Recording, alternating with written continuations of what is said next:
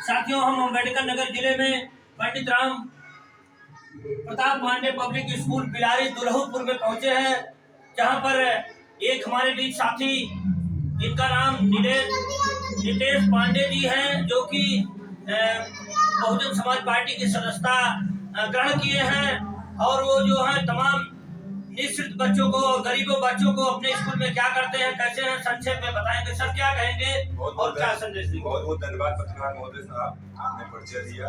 अब आज के दिन भी आपको हम खूब ढेर सारी बधाई देना चाहते हैं कि आपने अपना समय हमको हमारे विद्यालय पे आपने दिया।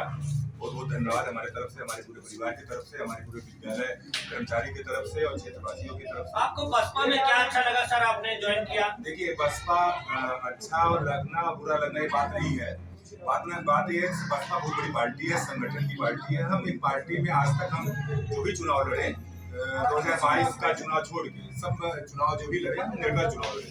हम अपने पढ़ाई समय में छात्र नेता रहे, आपको भी पता होगा, इस जिले के आप रहने वाले हैं। और पढ़ाई पीरियड से नेतागिरी से ही हम लोग संघर्ष झेल रहे हैं। छात्र नेता थे, 2015 में हम चुनाव लड़े और निर्दल प्रत्याशी थे, ढेर सारा वोट मिला हमको।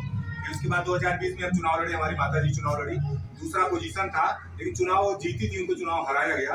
और उसके बाद हम 2022 में चुनाव लड़ने आए पत्रकार साहब वीआईपी पार्टी से, मुकेश सहनी जी वाली पार्टी से, और जो कि हमारी पहली पार्टी मुकेश सहनी जी की थी, जिसके टिकट से हम विधानसभा चुनाव लड़े थे और यूपी में सबसे पहला टिकट हमको दिए थे। उनका ढेर सारा प्यार था, लेकिन टिकट तो हमको मिल गया। जब हम चुनाव लड़ने आए पत्रकार साहब, तो इस पार्टी का कोई संगठन नहीं था।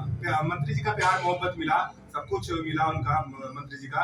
और मंत्री जी का एहसान भी है, मान लीजिए कि हमको पहली बार हमको टिकट दिए और विधानसभा चुनाव लड़े। हमारे सबसे पहले नेता मुकेश सहनी जी है, तो इसलिए मैं उनका ऋणदार हूँ। लेकिन जब पार्टी में कोई संगठन नहीं है और संगठन से ही कोई काम होता, हम तो हारे प्रत्याशी है, जीते तो है नहीं। और हमारे शहर समाज के, जिसे अभी हमारे दूसरी पार्टी में जोड़े थे, हमारे श्री बरकत अली जी साहब है, जो कि विधानसभा अध्यक्ष जी है, और तमाम ऐसे समाज के लोग पार्टी छोड़ के हमारे साथ पार्टी की सदस्यता लिए। तो जब सब समाज का विकास ना हो, सब समाज का काम ना हो, और दरोगा, एसओ, एसपी साहब, कप्तान साहब, डीएम साहब जब किसी की बात न सुने, तो जब संगठन में कोई बात होती है पत्रकार साहब, तो जब संगठन साथ नहीं खड़ा हो तो उस पार्टी में रहना बेकार है। तो हम हर समाज का साथ लेके एक निर्णय लिया गया, और सबसे ज्यादा छोटी समाज के लोग हमारे साथ थे। सबका निर्णय यही था कि आप बीएसपी ज्वाइन करिए। अब बीएसपी में हम जो है आप सबका भविष्य है, और इसीलिए हम बीएसपी ज्वाइन किया और हर समाज के लोग हमारे साथ बीएसपी ज्वाइन किए हैं। जो भी हमने संगठन बनाया, तो हर समाज के संगठन थे, सभी सब लोग संगठन छोड़ के बीएसपी का सदस्यता ले लिए।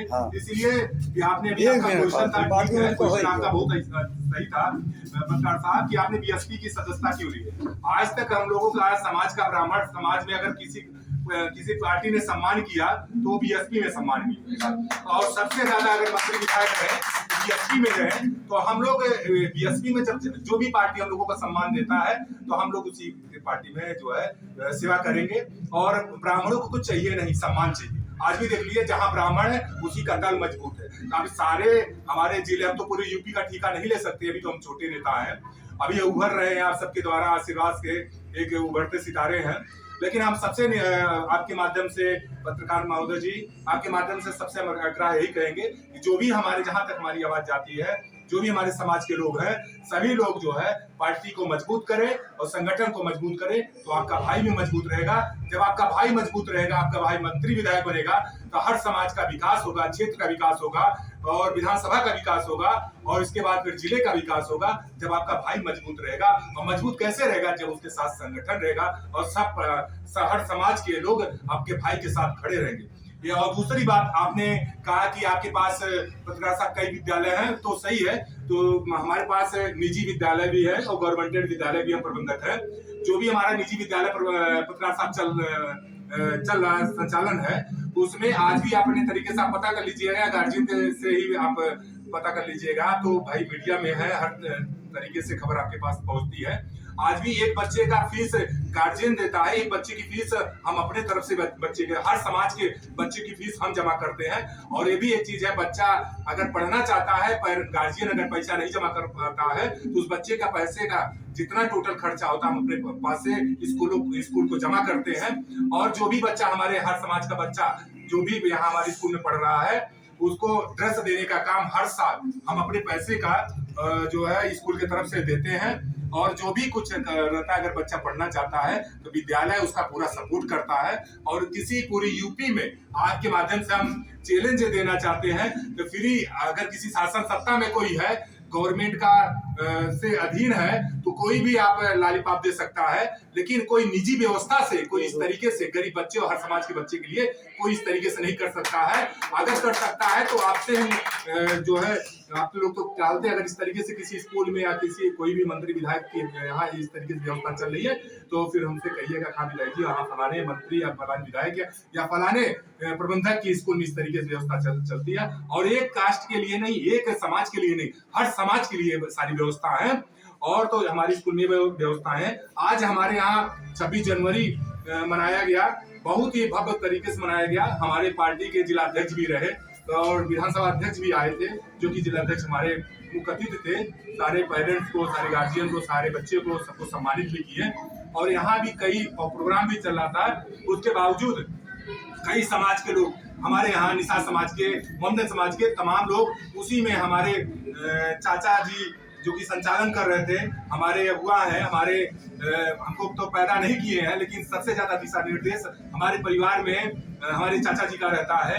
और जैसे होता नहीं कि जब बच्चा जब छोटा रहता है तो उसका अंगुली पकड़ के चलाने का काम होता है, उसी तरीके से बचपन से ही हम लोगों का आज इतने बड़े हम लोग हो गए हैं।